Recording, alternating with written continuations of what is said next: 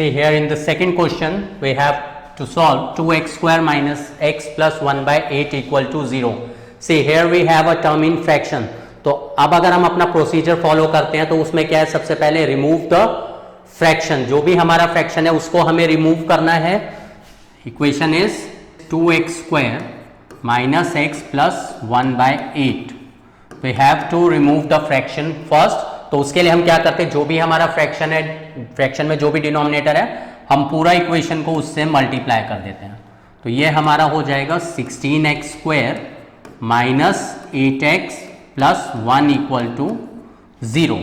इसके बाद हम क्या करते हैं, इस टर्म और इस टर्म का मतलब जो फर्स्ट एंड लास्ट टर्म है after converting in standard form, जैसे कि पहले हमने फ्रैक्शन रिमूव करा, प्रोसीजर में हमारा सेकंड स्टेप क्या था, right in standard form. It is already in standard form. तो मतलब जो हमारा फर्स्ट स्टेप है फ्रैक्शन रिमूव हो गया, it is already in standard form, general form. अब हम क्या करेंगे, जो हमारा लेफ्ट हैंड साइड है उसको लीनियर फैक्टर्स में कन्वर्ट करेंगे. एंड फॉर दैट हम फर्स्ट एंड लास्ट टर्म का प्रोडक्ट लेते हैं. 16x square into 1 is 16x square. And जो न्यूमेरिकल पार्ट है वो हमारा क्या है, 16. 16 को अगर हम फैक्टराइज करते हैं विल गेट 2 2 ज़ा 4 2 ज़ा 8 2 ज़ा 16. अब हमें जो सम है वो क्या चाहिए, sum is negative. Sum negative है एंड प्रोडक्ट पॉजिटिव है. प्रोडक्ट अगर हमारा पॉजिटिव होगा तो या तो दोनों नंबर नेगेटिव होंगे या दोनों नंबर पॉजिटिव होंगे. And or sum is negative. Sum अगर नेगेटिव है तो ये केस रिजेक्ट हो जाएगा, हमारा ये वाला केस होगा. अब हमें इस तरीके से इसको अरेंज करना है अपने फैक्टर्स को कि हमें जो सम है वो 8 मिल जाए. लाइक 2 2 ज़ा 4 एंड 2 2 ज़ा 4. 4 into 4 is 16 and 4 plus 4 is 8. So we take negative 4x and negative 4x. Minus 4x is minus 8x and their product is 16x square. तो मिडिल टर्म हमारा स्प्लिट हो गया. तो 16x square minus 4x plus 1 equals to 0. उसके बाद हम क्या करते हैं, ग्रुपिंग करते हैं. 16x square minus 4x plus जो भी हमारा साइन होता है एज इट इज लेते हैं एंड बीच में हमेशा positive. Here we have 4x common, we take out 4, बचा 4x minus 1 and here we have negative 1 common, 4x minus 1. ये दोनों टर्म हमारी सेम आनी चाहिए. सेम आ गई मतलब हमारा मिडिल टर्म ठीक स्प्लिट हुआ है. Now 4x minus 1 is common, बचा 4x minus 1 equal to 0. Linear factors आ गए. उसके बाद we use zero product rule. So either 4x minus 1 equal to 0 or 4x minus 1 equal to 0. Here we have x equal to 1 by 4 and here also we have x equal to 1 by 4. एक चीज यहां पे notice कर रहे होगे, दोनों जो answers है वो सेम आए हैं. अभी मैंने थोड़ी देर पहले क्या एक्सप्लेन करा था कि जो भी हमारा क्वाड्रेटिक इक्वेशन है इट में हैव रियल और नॉन रियल रूट्स. मतलब जो रूट्स हैं वो हमारे रियल हो सकते हैं और नॉन रियल, मतलब कोई भी रियल रूट्स नहीं है. रियल रूट्स में मैंने दो केसेस बताए थे. डिस्टिंक्ट रूट्स जो कि अभी हमने पहले क्वेश्चन करा उसके अंदर आया था, एंड एक मैंने बताया था इक्वल रूट्स, मतलब कि सेम आंसर सेम रूट्स. तो यहां पर देख रहे हो, नोटिस कर रहे हो, दोनों आंसर सेम आए हैं. इसका मतलब this equation has real and equal roots. So equation is having real and equal roots, and roots are alpha is 1 by 4 and beta is also 1 by 4. See our next example is solve 2 by 5x square minus x minus 3 by 5. Here we have two terms. एक coefficient of x square is in fraction and constant part is also in fraction. So we remove the fractional part first. We multiply the whole equation by 5. We'll get 2x square minus 5x minus 3 equal to 0. Now we multiply these two terms, will get minus 6x square, and जो number है 6 उसके जो हमारे factors हैं वो 2 into 3 आ गए. सम हमारा negative and product is also negative. Product अगर नेगेटिव है, एक टर्म हमारी नेगेटिव होगी और एक टर्म हमारी पॉजिटिव होगी, एंड जो नेगेटिव टर्म है वो ग्रेटर होगी because some is negative. So greater number will be negative. अब हम किस तरीके से लेके जो हमारा सम है वो -5 आ जाए एंड जो प्रोडक्ट है वो -6 आ जाए.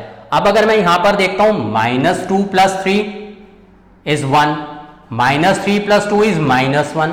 इसका मतलब दोनों में से किसी से भी नहीं बन रहा, बिकॉज मैंने अभी यहां पर एक चीज मिस कर दी है. जब भी हम फैक्टर्स लेंगे टेक 1 ऑल्सो, 1 भी लेकर चलना है. अब देखो यहां पर बन जाएगा 6 × 1, सम कितना चाहिए -5. सो -6x + 1x, बिकॉज क्या आए थे हमारे फैक्टर्स 6 and 3 यहां पर वर्क कर रहे हैं, यानी -6x + 1x is -5x and their product तो -6x स्क्वायर है ही.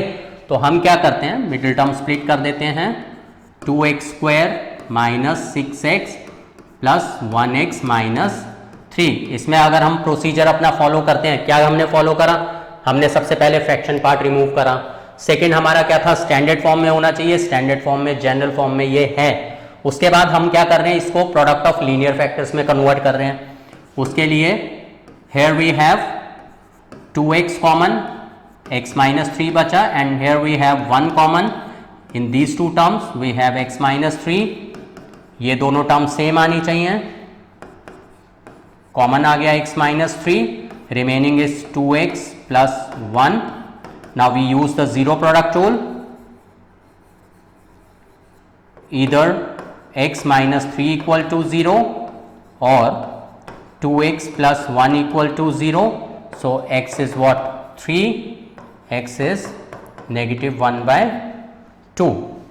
Here we have two different answers, यानी कि जो रूट्स हैं हमारे क्या हैं, रियल एंड डिस्टिंक्ट, यानी दो different answer, distinct roots.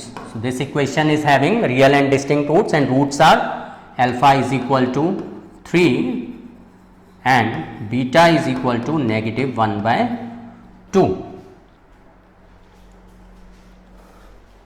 Our next question is solve 3x square minus 2√6x plus 2 equal to 0. यहाँ पर जो है मैंने रूट इंट्रोड्यूस कर दिया, मतलब रियल नंबर तो है ही, तो मैंने रूट ले लिया. रूट वाले क्वेश्चंस हम कैसे सॉल्व करेंगे, इस टाइप के क्वेश्चंस मैंने अभी एक डाउट वीडियो जो अपलोड करा था उसके अंदर मैंने बेसिकली 3 और 4 क्वेश्चंस रूट वाले करे थे.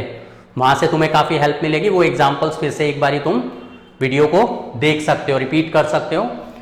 यहाँ पर अब हमारा जो इक्वेशन है, this is 3x square minus 2√6x plus 2. Fraction हमारा है नहीं, फर्स्ट स्टेप हमारा स्किप हो गया. This is in general form, second step हमारा स्किप हो गया.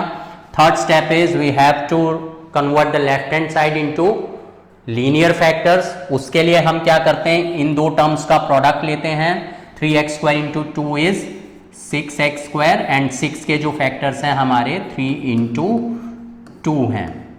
इंटू 1 भी हम साथ में लेकर चलते हैं, अभी पिछले एग्जाम्पल में मैंने एक्सप्लेन करा था. अब जब भी हमारा जो सम है, जो मिडिल टर्म है, यहाँ पर कभी भी पूरे इक्वेशन में अगर कहीं पर रूट आ जाता है तो रूट हमें देखना है किसका है. रूट क्या है, 6 इज इन रूट. तो हम क्या करेंगे, जो हम फैक्टर्स करेंगे उसमें हम √6 को इन्वॉल्व करेंगे. इसका मतलब जो 6 के फैक्टर्स हैं वो हम √6 इंटू √6 लेकर चलेंगे. अगर रूट आ रहा है तो वो रूट हमें इन्वॉल्व करना है. सपोज हमारे पास अगर होता √3 होता है यहाँ पर √6 की जगह, तो हम क्या करते, ये जो हमारे फैक्टर्स थे 3 को हम फर्दर कर देते फैक्टराइज, √3 इंटू √3 इंटू 2 इंटू 1. हम इस तरीके से लेकर चलते हैं. अगर हमारा √2 होता तो उस केस में हम इसी चीज को 3 इंटू √2 इंटू √2 लेकर चलते हैं. मतलब जो भी रूट है हमें उस रूट के अंदर उसको फैक्टर्स लेकर चलने. लाइक हेयर वी हैव √6, तो हमने 6 को √6 इंटू √6 ले लिया. अब जो हमारा प्रोडक्ट है वो क्या है, पॉजिटिव है। इसका मतलब या तो दोनों नंबर नेगेटिव होंगे या दोनों नंबर पॉजिटिव होंगे। सम हमारा क्या है, नेगेटिव है, मतलब ये वाला केस रिजेक्ट हो गया, हमारा ये वाला केस एप्लीकेबल रहेगा।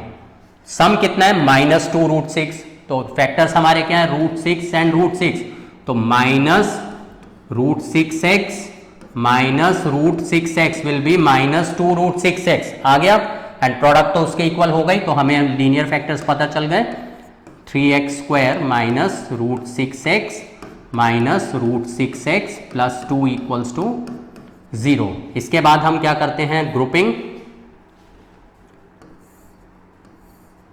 3x² minus √6x plus minus √6x plus 2।